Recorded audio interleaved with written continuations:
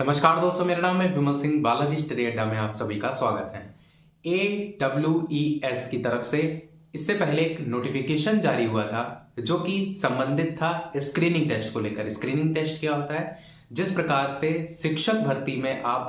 पात्र होने के लिए अर्हता परीक्षा पास किए हों, लाइक यूपी टेट या सीटेट की परीक्षा, उसी प्रकार से जो आर्मी वेलफेयर एजुकेशन सोसाइटी या आर्मी पब्लिक स्कूल वगैरह की जो वैकेंसी निकलती हैं, उनका भी एक प्रकार से पात्रता परीक्षा होती है। उसी को लेकर के नोटिफिकेशन निकाला गया था, वो स्क्रीनिंग टेस्ट के तौर पर, जिसमें आवेदन जो मांगे गए थे वहां पर प्राथमिक शिक्षक भर्ती में बीएड को भी शामिल करने को लेकर के उसमें लाइन लिखी गई थी और ये लिखा था कि 6 महीने का जो ब्रिज कोर्स वगैरह है वो 2 साल के भीतर वगैरह कर लें।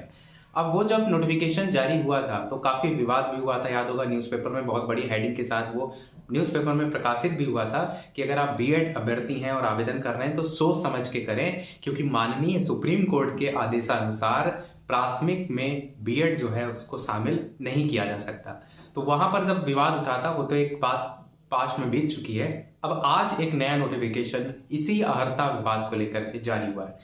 ये है जो नोटिफिकेशन, उसमें यही लिखा है एलिजिबिलिटी फॉर प्राइमरी टीचर। यहाँ पर ये बताया गया है कि जो ऑनरेबल सुप्रीम कोर्ट का ऑर्डर डेट था 28 अगस्त 2024, साइड में मैं आपको नोटिफिकेशन भी लगा दूंगा, तो वही जो 28 अगस्त 2024 को फैसला आया था जिसमें जो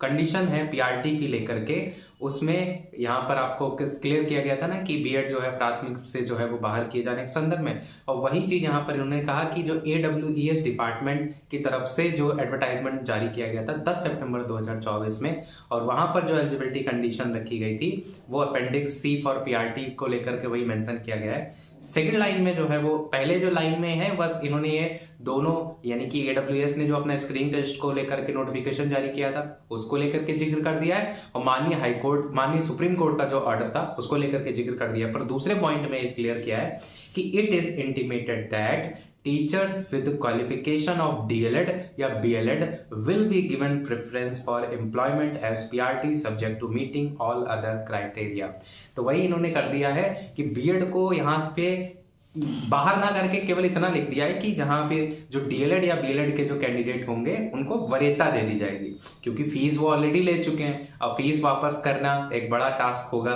तो इन्होंने बस एक छोटा सा खेला कर दिया। पर कहीं ना कहीं अगर आप बीएड होते हुए प्राथमिक में भर रहे हैं तो यहाँ पर पैसा डूबने वाला है, क्योंकि अगर आप देखेंगे बीएड या DLED लेकर के भी अगर आप यहाँ पर आवेदन कर रहे हैं तो इसका अगर पास्ट रिकॉर्ड निकालेंगे इन वैकेंसी को लेकर के, मैंने पहले भी बताया था, तो इसका जो पास्ट रिकॉर्ड निकालेंगे तो इसमें जो वैकेंसी आती हैं वो कब आती हैं कब चली जाती हैं पता ही नहीं चलता है, और सालों साल जो है केवल इसका स्क्रीनिंग टेस्ट होता रहता है, उससे फीस वसूल करके वही खेल चल रहा है यहाँ पर। अब जो वैकेंसी आती है ये बताया जा रहा है जैसा पास्ट रिकॉर्ड का है कि इसमें अपने ही वो जान पहचान वाले जो हैं उन्हीं को रख लेते हैं, तो इसमें आवेदन करने का ऐसा कोई खास मौका